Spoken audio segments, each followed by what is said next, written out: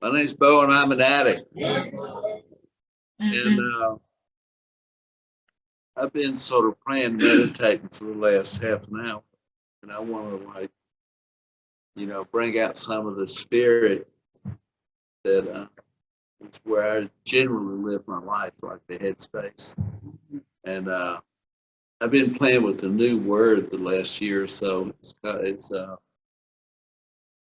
I don't know what, maybe it's from movies, but also writers. It's called backstory. So everything's got a backstory, and mostly in a life of desperation and pain and confusion, we don't have time for the backstory. And then in recovery and clean time gives us a new variety of experiencing life on a daily basis and the headspace that we stay in. And the people we remember to call up or write or email.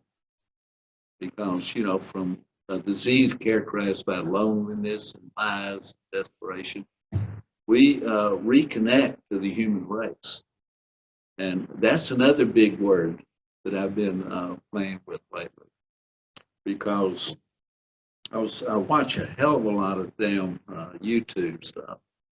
And this one guy's, everything you know about addiction is wrong. Something like that, TED.com. So I watched it, what the hell? I'm an addict, so I'm going to find out about stuff, If everything I know about addiction is wrong, then, I may stand to be corrected. I have stood many times to be corrected, and it doesn't even hurt anymore. I can even thank somebody the instant I'm corrected. And so, because there's a lot of interesting phrases that come again and again in your mind. And one is, once something becomes known to a human being, it can never become unknown. If they even tried, if they get beaten and starved and stuff, they'll still know. And then now in my life, and I don't want to just tell my story in the normal sense. Y'all need to know the backstory of what's happening here, okay? And I want to share a lot of things, but I don't want to get all choked up because then I can't talk. So I sometimes ask my higher power to, like, calm me where I can express my feelings. But I'm very rare. This is probably the first time we've had an NA event characterized by having all speakers over 30 years clean, because some really weird sociological crap has been going on in our fellowship for about, all the time that I've been clean. And I'm going to try to refer to some of that with the idea that by being a little bit brave and bringing shit out, then it helps make things better. Because if there's something causing a mess in the rooms, it becomes our business. And there are outside issues, but they are outside. And anything we think about or affects addicts or affects the rooms or affects, that the drug court thing. We should not have Your Honor determining the composition of our meetings. By composition, I mean the people who are there. And, that needs to be sort of clarified in the literature, perhaps in our beloved readings that we read at every meeting and every language in the world. Because it says we're not affiliated. We need to make that clear what we're saying when that's read, because you have people that are court ordered in the meetings, and you have a piece of literature read again and again and again and again and again and again. Every meeting you go to is read again, we're not affiliated. Okay.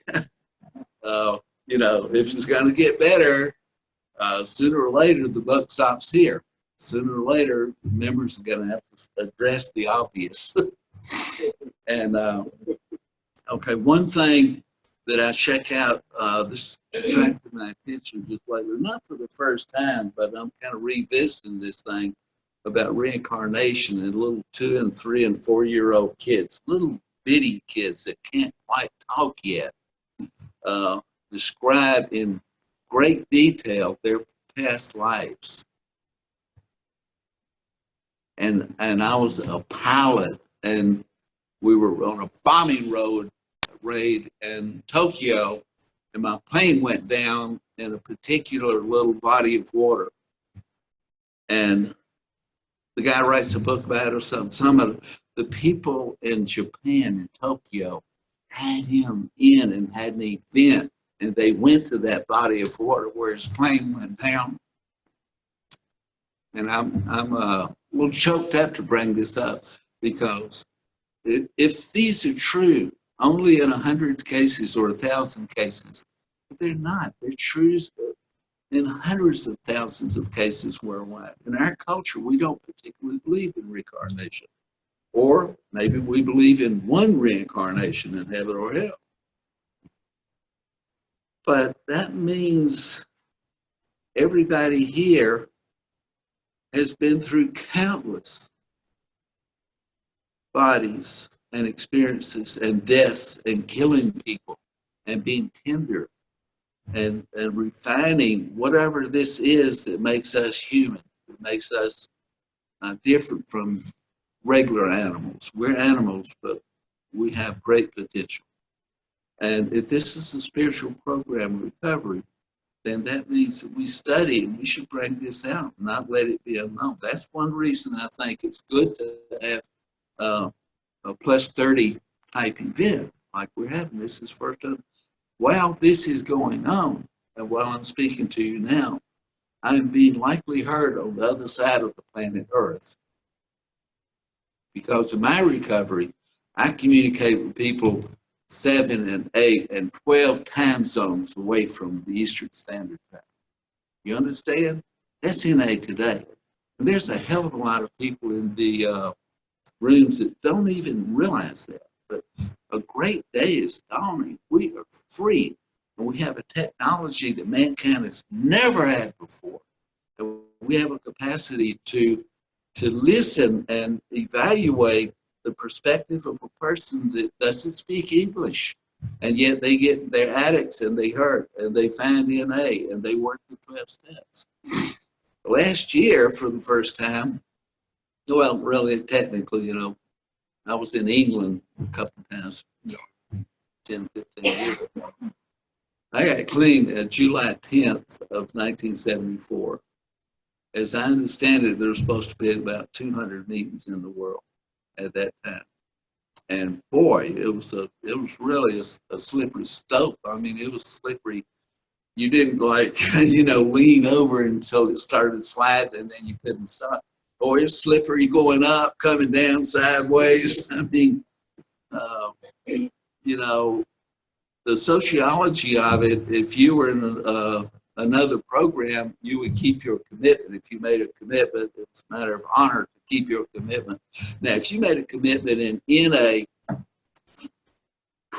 well, NA is just a damn joke. And as the newcomer, an experienced person, I ran a nonprofit on the Strip in Atlanta for a year and a half. And we were helping kids right towards the end of the Vietnam War. And the hippie movement was the other end of the Vietnam War. And I marched and was gassed in Washington, D.C., our nation's capital. And I'm so glad I did that, because I remember at the time, I was actually a conscientious objector, but I never called myself at the time. I said, even though I was young and, lacking in experience in various ways, I thought, I'm going to get out of this shit. I'm not going to go to the other side of the planet and murder people. And that's exactly what was happening. And I'm glad that I didn't go. I had talked to my friends at the time. I remember saying this, I'm kind of messed up, and maybe being in the Army will help me grow up. And you know what my friends' responses were? They said, yeah, you'll experience some things. You spend the rest of your life getting over it. So, okay, yeah, that sounds right.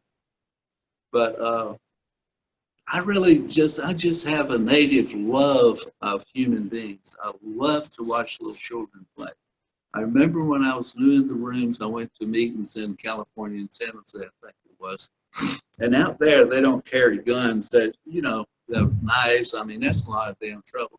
A hand grenade will do the job. And I was watching all these little babies running around the room, running and playing and throwing things. And none of them were crying, and none of them were breaking things. And they were all happy little NA kids. Kind of like Travis was saying, that's the program. And that terrible night that Julie died, Travis called me. We talked that night, and Julie was just checking in. She died at 3 a.m. But the day before, after I talked to Travis, I went and gassed up and took some money out of the bank. And when he called, said the next day, I was, our power. I'm going to take this. I just said, well, I'll be there in about 3 hours. Because I don't do that every day. Or for everybody, maybe you should, but frankly, it doesn't occur that often. But I was thinking about that when I was praying and meditating a while ago. Everybody, I'm looking at the few faces in this room. Everybody in this room has probably 12-stepped 1,000 people or more. You may not have even been aware that you were 12-stepping somebody. Maybe you were just being a cool person in a restaurant someplace, and somebody said, "Yeah, DNA." And you said something nice to the waitress lady, and you thought, like, well, that's what clean addicts are like, huh? I remember after years of doing drugs and just being, they call it encapsulated, but all I did was drugs all day long. I know who had what and what was coming into town, how much it was going to go for. And, the rest was just not too important. And I had to take an interpreter to go to a 7-Eleven because I was so relaxed. I might sit down the aisles and start opening packages and fondling customers. So, when I was going to AA in the early days before we had him, they never, that part about being open-minded, they let that out when they were talking to me, because I'm extremely open-minded. But anyway, I think about these little kids, and what I was thinking about, the addicts who have died, that have had some experience with the program but couldn't really get clean, stay clean, then what's their reincarnation? How are they reborn? And one of the little comments in this YouTube crap that I was reading or viewing, the kid says, "Oh, you just pick a belly button." Can you imagine? What the hell is that about? But who knows? We're all going to find out, right? And maybe they had to have an insert. Maybe they had to die so that they could be reborn and get another life and get the program. Because whatever the program is, and we evaluate, I'm one of the guys that helped write your basic text. And we openly talked about this stuff and tried to keep a straight face because we knew what was happening, but we were just kind of relaxed and let go and let God and just keep doing the next thing. And just be aware that you're so fortunate as to be doing something at last to absolutely change the face of the human race. people cannot leave the planet until we can deal with our addictions. We just damn implode out there, you know, 5 billion trillion miles from home. And I remember on LSD, I used to like really contemplate stuff. I saw, you know, 2001 a number of times, sitting on the front row snapping Amy's, you know, during the light show.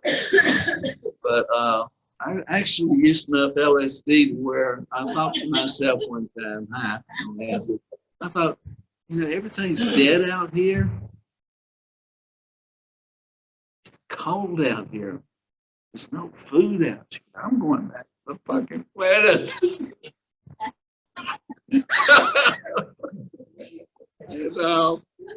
And eventually I found DNA. And really, think about it, 44 years clean, I'm a lot better. And so thank you, God. So, you know, when I was growing up, I've sort of slowly put together that my grandfather was extremely wealthy. I mean, he hung out with Roosevelt, like took his wife and kids up to their house when he was a governor before he was president. And he must have been quite a guy. You know, the Masons, he was like, there's 2 houses maybe, and he was like 38. He was as high as you get. And he started out selling chain farm to farm off a mule-drawn wagon.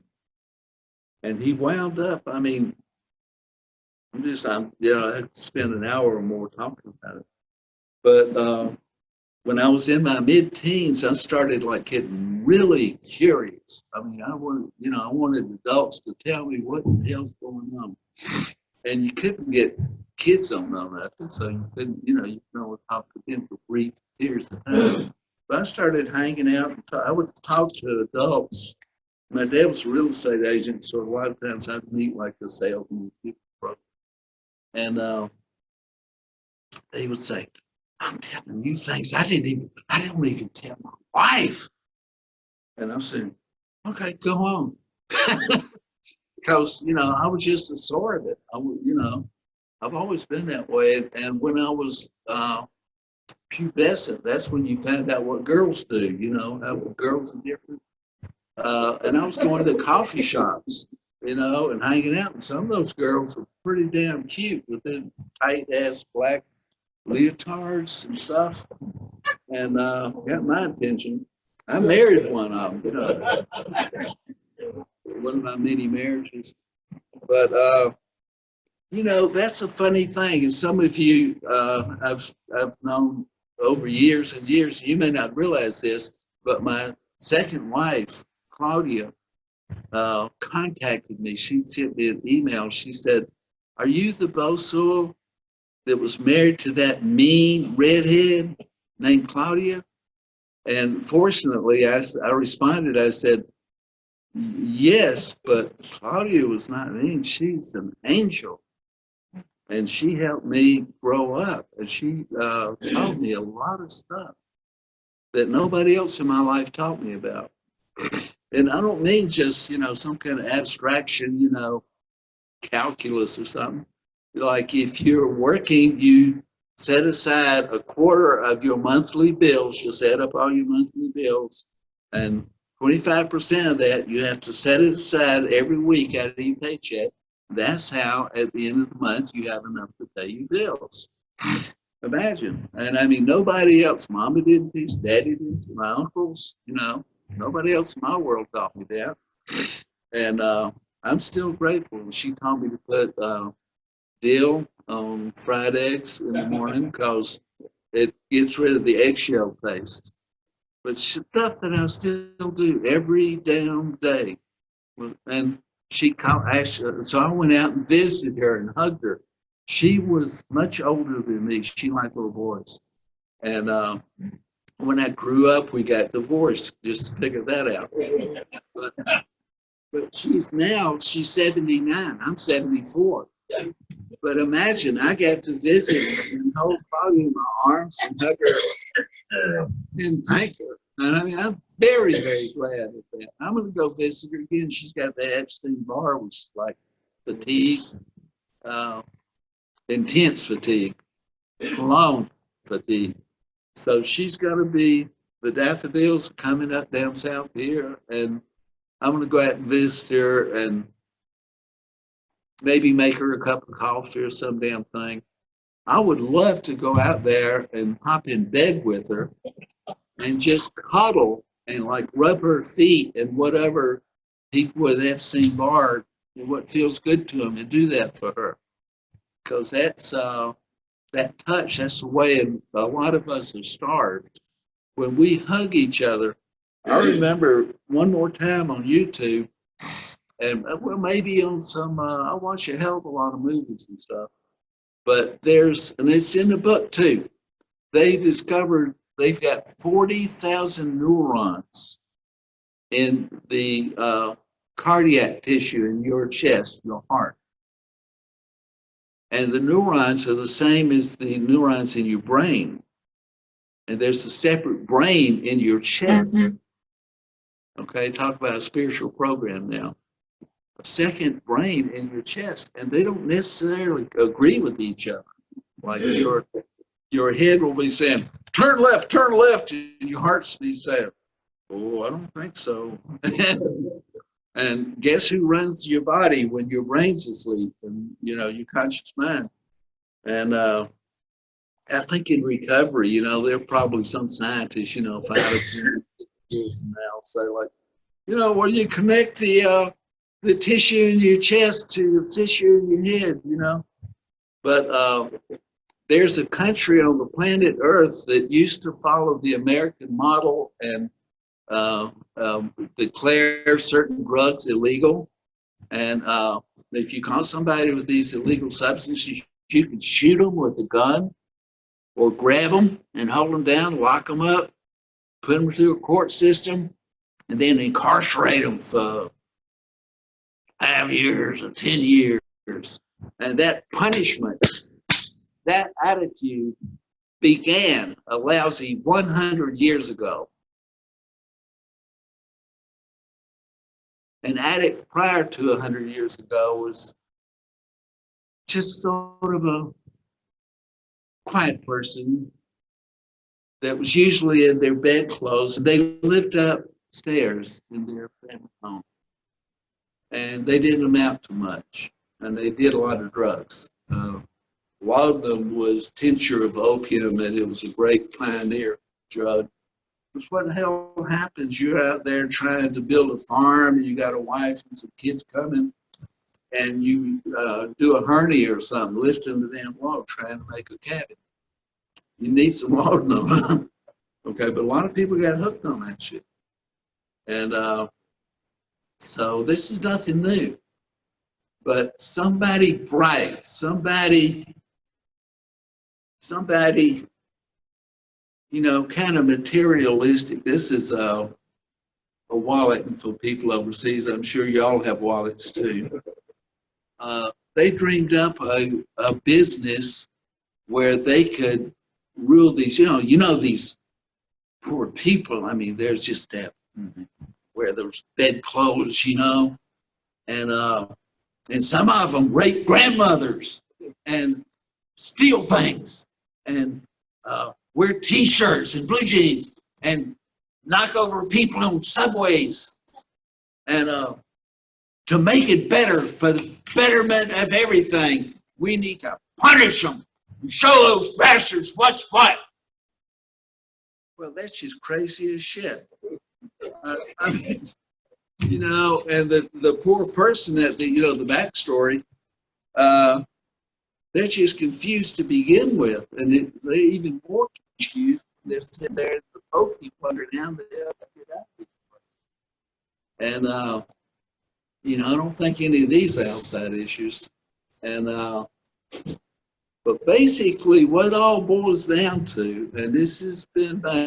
I've been bothered too. I'm not making too.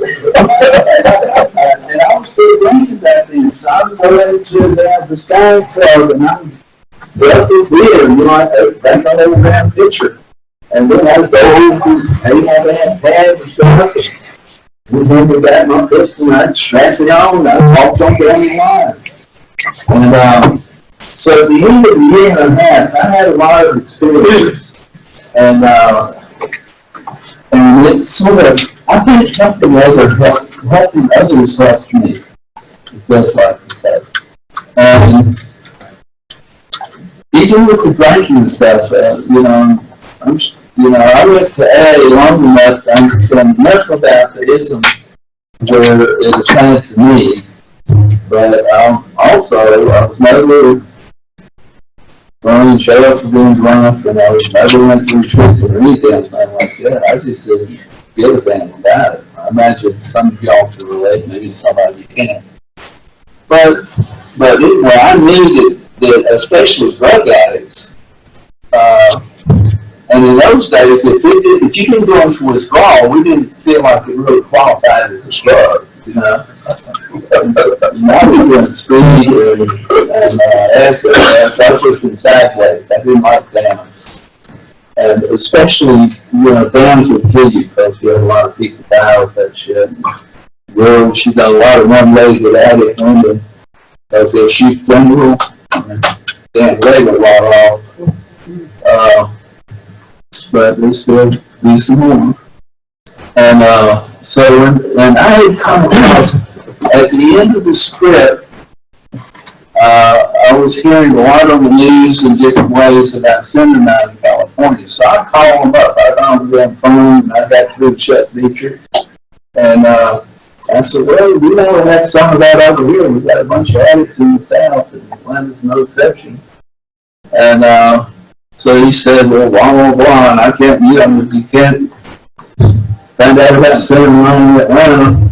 I says, okay, I'll see you in the morning. He says, I thought you were calling from Atlanta. I says, yeah, but you know, we got airlines over here. So I was in Cinnamon the next morning. And I was out 2 or 3 days, you know, playing a few games. And, but they were rude and a little bit, it was hard to communicate with them. And I went to a few judges in Atlanta, advocates, and the Cinnamon was just sort of like real party. And so I just dropped him. Who needs that shit? And but in the book on Cinnamon, they mentioned Narcotics Anonymous and the storefront in the San Francisco area. So that was in my mind, just as a name, you know, with nothing particular to back it up. So I'll give you the backstory, and hopefully I didn't offend anybody with my infinite details. But she knows backstory is what you got before you open your mouth. I mean, it's just what you live with and what it's actually based on. What you think about, what you give yourself to. And when I said that about everybody here is pressed at 1,000 people, that's probably minimal with a lot of you. And think of the countless hours per day for 5 years, 10 years, 30 years, and more. My God, you know, that's what powers Narcotics Anonymous. And I wanted to say this once here, but I mean, the people that came forward to help write the basic text, and I was the WSC literature chair, newly elected, nominated, and all that stuff, and I knew exactly how they felt because I went to San Francisco when I was 3 years in 77, and they expressed with great tears who was the chairperson of the World Service Board of Trustees. He was working on our book, and he said, nobody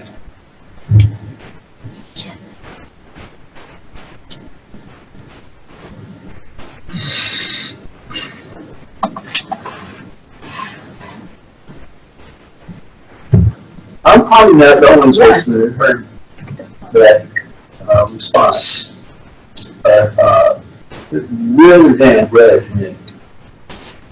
And because I was fresh in college, I mean, I was a, you know, I mean, I didn't make like A's or anything, but I'm still, still in good standing until 1969. But,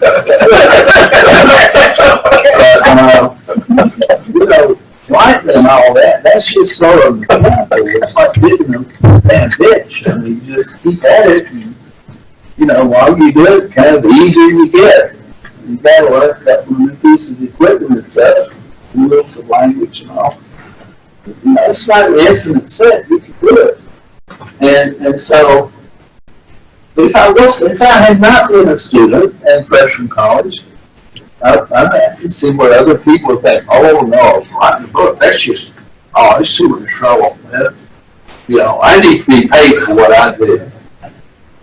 Hey, what the fuck, I need to get paid for doing the thing on the script for almost 2 years in a life-threatening situation. I didn't want to, didn't go there. The things I care about are things that money can't buy. Maybe I get that from my grandfather. Can you dig that?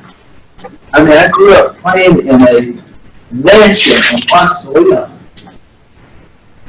Servants' quarters, horse stables, tennis court, a mansion. Rose garden was they get an contribution every summer. And you can have all the money in the world and still be a son of a bitch. So when I got to Narcotics, that part about being spiritual, the spiritual program, I remember just kind of folding my arms and thinking like, better check this out. Because it just had too many little things that kind of rang bells, but, it takes some time to investigate it. And they had those, slices of introduction to go by. But there was only 4 or 5 MA members to begin with. And they were all hanging out in AA because we didn't have nothing else. And, but we were tight and we were very close. It was very MA. And we twist that. And it took us a year to get the second meeting going in Atlanta. And then, and how are you going to work these steps? When don't think I was just kind of around going to AA. I was reading everything literature and checking out, the prep steps and this, that, and the other. And I spit it into the International Philosophical Society and things I learned, about different belief systems and all that. And everything fit. I thought, well, this is amazing. And so a tiny thing, program, ain't even got a book. What the hell? This is crazy. There are too many addicts in the world for us to not have a book. It's not that hard. If people that you care about and love are dying over it, it's not that hard. It's a lot of time and trouble. But that's what it takes to be part of changing life on the planet Earth. And I love it when Antoinette read the reading with vigor, because that's okay, clean, to give a damn, to be excited about something good. It helps people. And boy, I went over that first step with a fine-tooth comb, just satisfied myself, went right on the next step. And I slowed up around step 4, so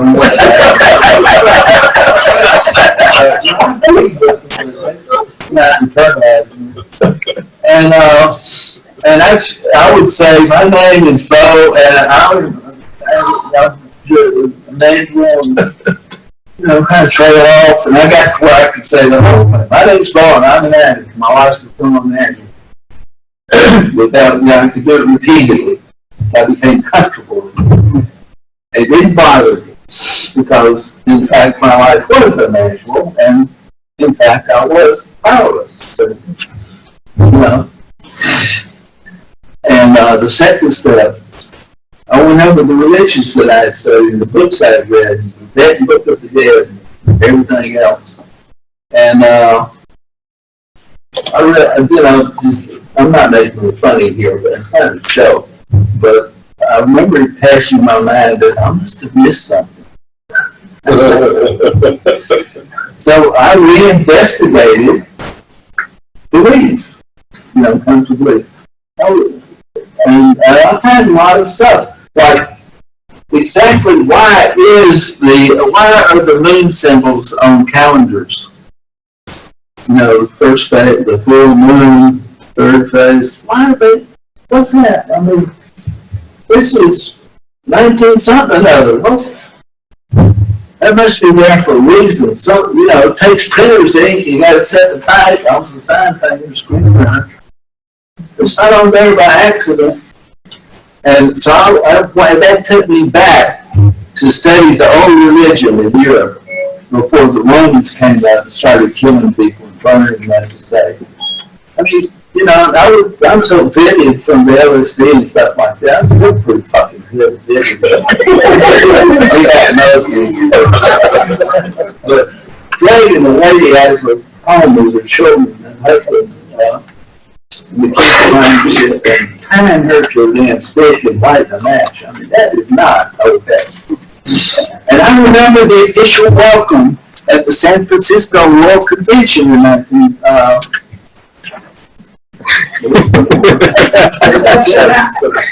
Chief Mengistu said, "You are today's bitches. You burn at the stake in my jail every damn day. You don't even know it."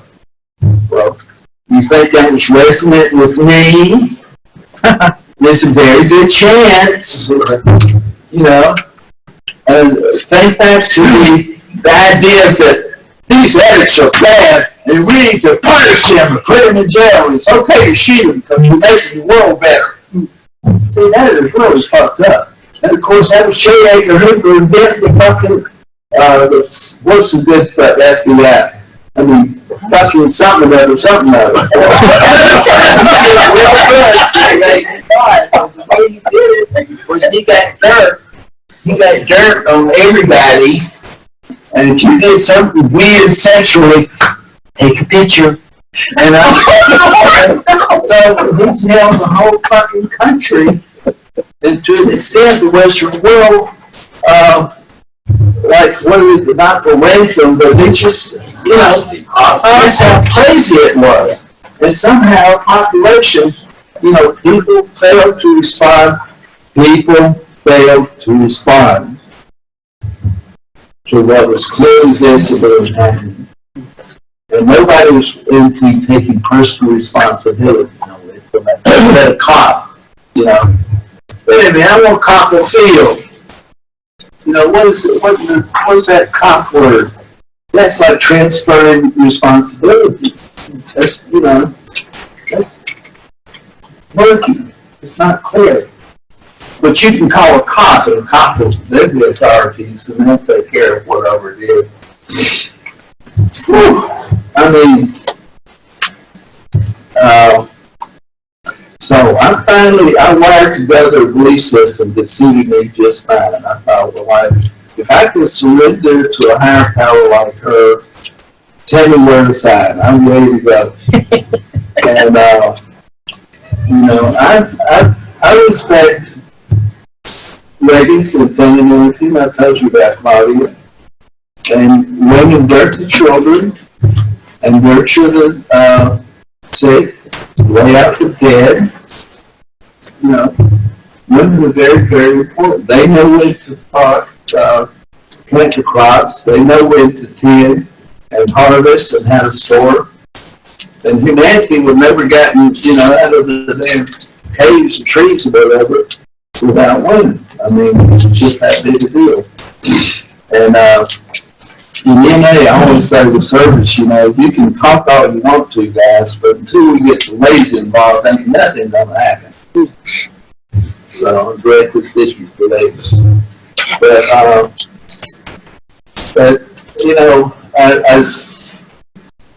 there's a lot of detail that just surprised to me. I was very concerned that the part in the literature about complete creative freedom, that was really valid, and just had this kind of concerned that after 2 years clean, at least, somebody will jump out of the closet with a little cross up. It's probably lucky for them, I'll put it that way. But, no, we don't give a damn.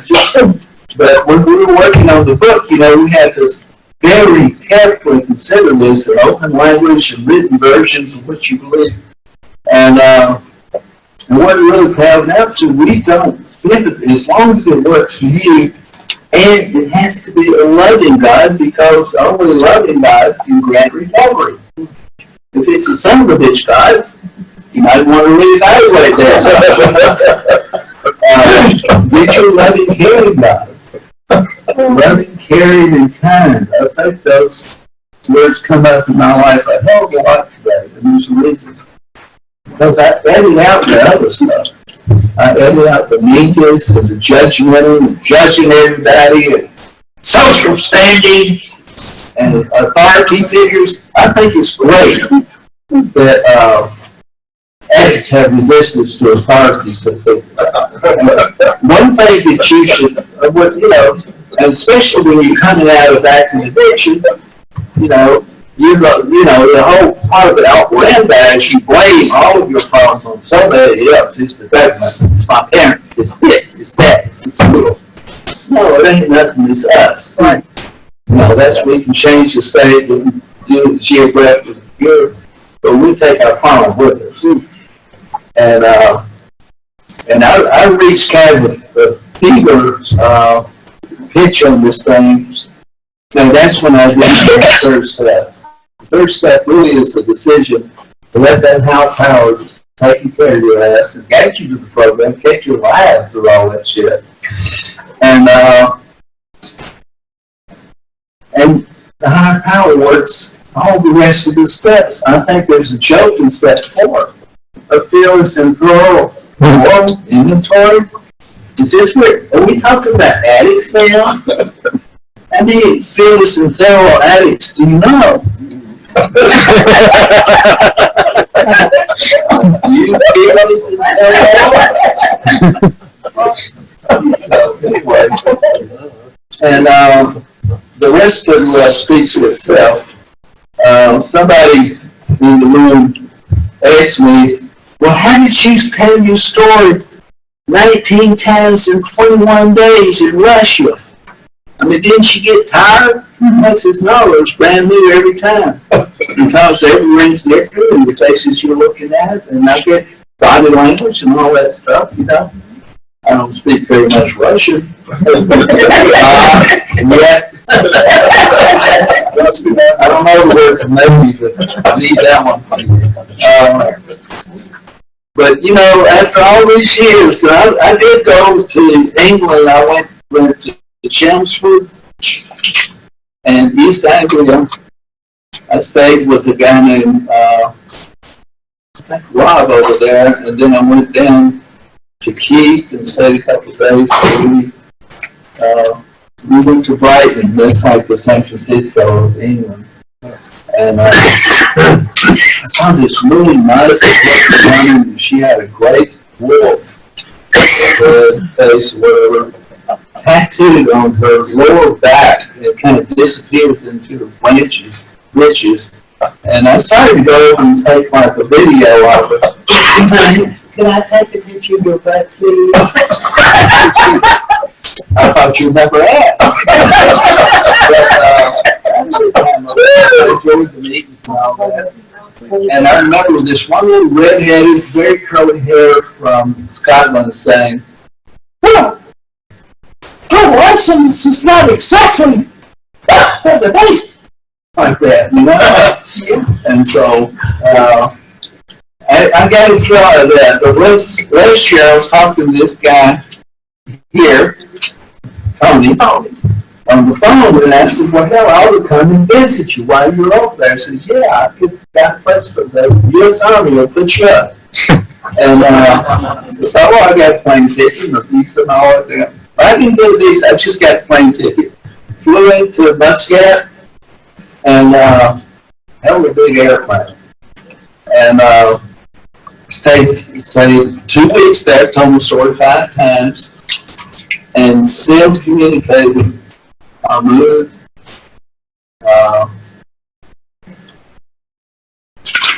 I see you.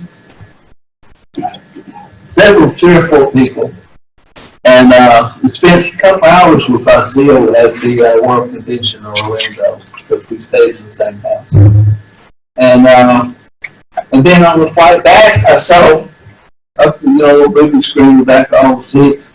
I saw one that said Moscow. I kept looking at that, and I thought, well, I've never been to Moscow. I said, I had told my story.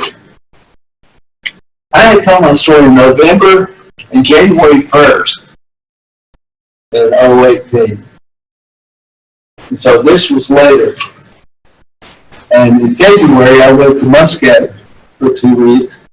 And after getting home, I made some, but you had to pay your visa in advance. It was like $260 or something. But I flew to Moscow for 3 weeks. I was going to tell my story Saturday at a group anniversary, midnight group. They put me up and got me, put me up and fed me for the whole time. I mean, I bought some of my own deals, so it wasn't a big deal. But it was very damn nice of them. And then, you know, when you're born and raised in the South and you know what it's like to be a country kid, you go to the whole country, you wear underpants, a pair of blue jeans, no shoes, no socks, no underpants, and no t-shirt. And I'm happy little country boy, so I know all about that. I'm comfortable in a tuxedo on a formal occasion and listening to an opera or something. But so I'm comfortable in both places. But I still had this burning desire to know and understand it all. The 4th step in particular, we tried to consider this very carefully. Oh, with the 2nd step was he, she, and it or them. What's the pronoun for God? What are we going to use in the basic text?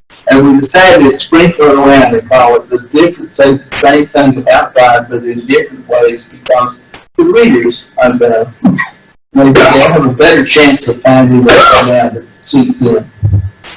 You may not understand it if you talk to me or me, but the important deal about the 4th step is it's the key to, there's a H&I kid in Southern California. So, let me get this straight. I want to feel good. I have to stop doing the things that make me feel bad. Everybody goes like,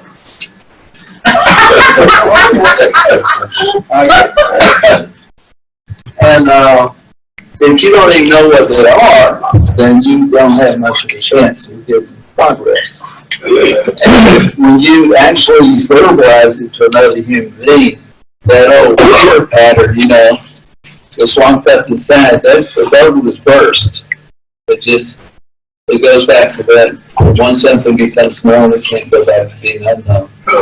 And the thing about shortcomings and character defects in steps 6 and 7, it's like the seed is here.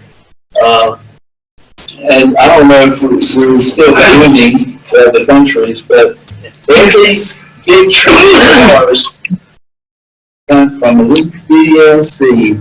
You know, and some of those California sequoias, they're like 310 feet tall. And you know, they grow faster when they're big like that than when they're little. It takes forever to get to 10 feet. But 30 feet's not so hard, and then 100's, you know, easier. It just keeps growing.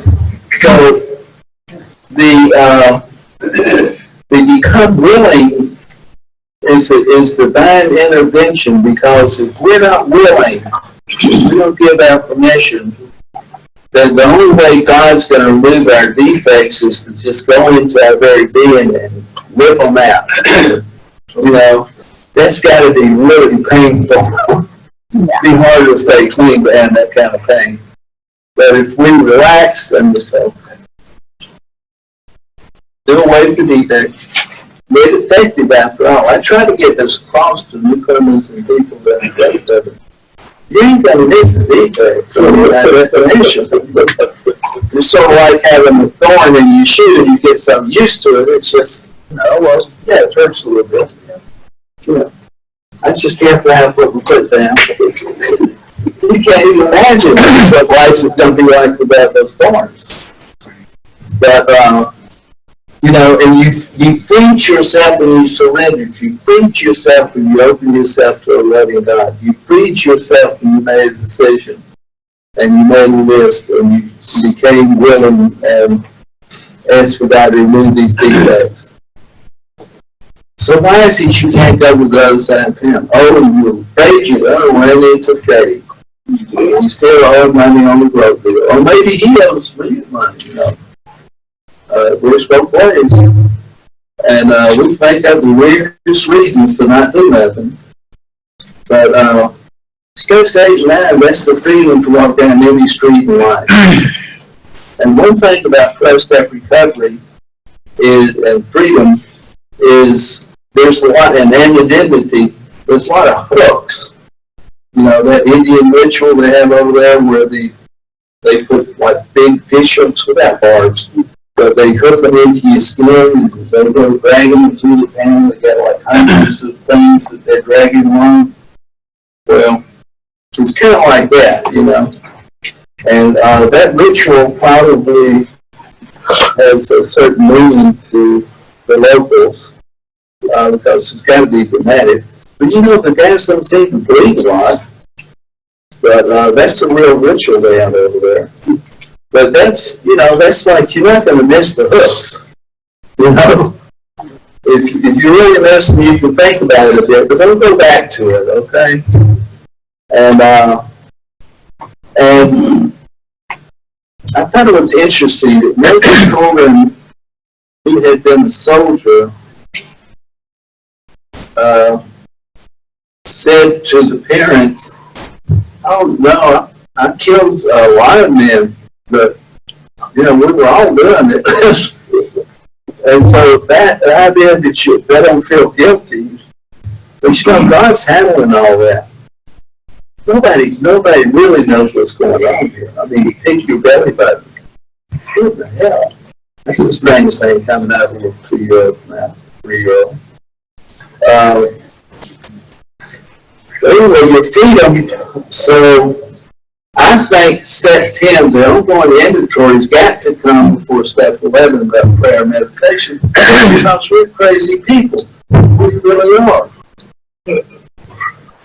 We can create socially acceptable reasons to do unsocially unacceptable things. Yes. I got that out of the AA Big Book, for instance. Nice. But that's a good definition of insanity. And, if we didn't have the inventory in there, we'd make up all kind of horse shit and say, well, I'm just doing what God told me to do. Put out here to lie and sleep and observe, That doesn't bother us when we get going. And, but real prayer is like having this big friend who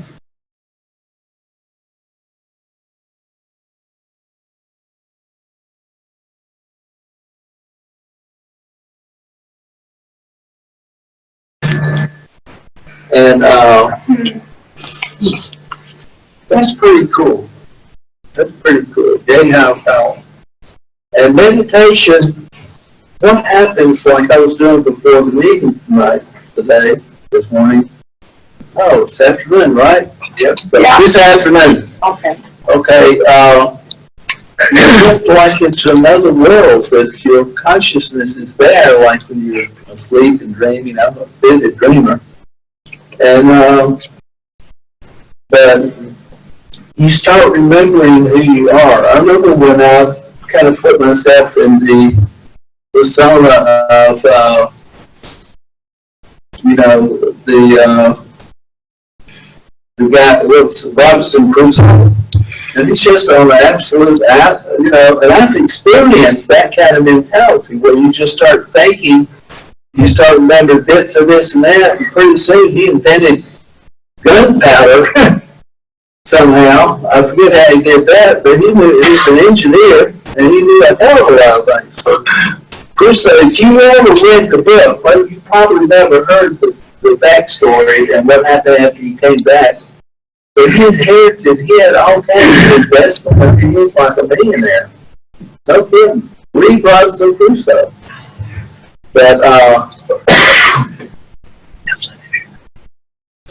what happens when you're alone is you start taking personal responsibility for every damn thing. If you can't find a place to go to the bathroom, you get busy looking. You know, because the teacher's going to call. And if you're having food, think shellfish and maybe large minnows, because you got to survive, right? But you can go on to coconuts and maybe find some kind of rat or something that lives on the island, toast it over a fire. You know, you get your mind right. You know, you get creative. You're taking personal responsibility. Well, that's ultimately what we learn to do in our way of life. And I remember distinctly thinking it, but also asking people, what the hell would they mean by spiritual awakening? Well, it's just like when Antoinette did the variation on the reading. Read it like you mean it. Read it like it's a big damn deal, because it is. And, you know, a lot of these wonderful NA members and meetings that I go to, and that's well, but they sit there and they're like, they just run the words together and mispronounce things. It's like, they do it about rote. They're not really thinking about what they're saying. But, you know, essentially what we do is we try out things and then we share what works verbally and in writing, and we're extending that. And one of the things, I got to be coming up to my closing, but a new thing is being born right now. I would say maybe half of y'all know about it. There may be half that doesn't know about it. But we can go online with Facebook, regardless of Zuckerberg and all the other, you know, data management stuff. You manage that little video icon, and I can see Eugene in Siberia. How you doing, Eugene? Oh, we're fine. We're fine. And he translates into Russian, and you can see these, a young man, he does an expression. I can show you a picture of him in my phone, but he goes, kind of like that. We got short hair. And a really beautiful Russian girl, and kind of in the background, a row or two back. She's just nice young lady. And they can see us too. So we can talk to them. We can see if there was a room full of them. We could, you know, you look at a kind of an auditorium type effect. And that's never been possible before. And the other language stuff, I mean, the interpreter, I think it's remarkable that interpreters, they'll start speaking your sentence before you're done with the sentence. And they keep right up with you. I mean, Levon and Dimitri were my 2 translators in Moscow. But, and the same thing happened in Muscat, in Oman, speaking Arabic. And see, they carry, I had friends in the Himalayas and Africa, but I'm 12-stepping. And I'm making our literature, which they get from English, right? But I'm coloring it in. I'm giving extra emphasis and expression and personal experience. Yeah. And before I got up here, I invited in my former sponsor, Bob Barrett, his spirit, and the other, many other friends who died clean. Joe Proctor, Ray Pierce, teammates. and see that what a treasure that is. And anyway, I thank you for your time and your attention.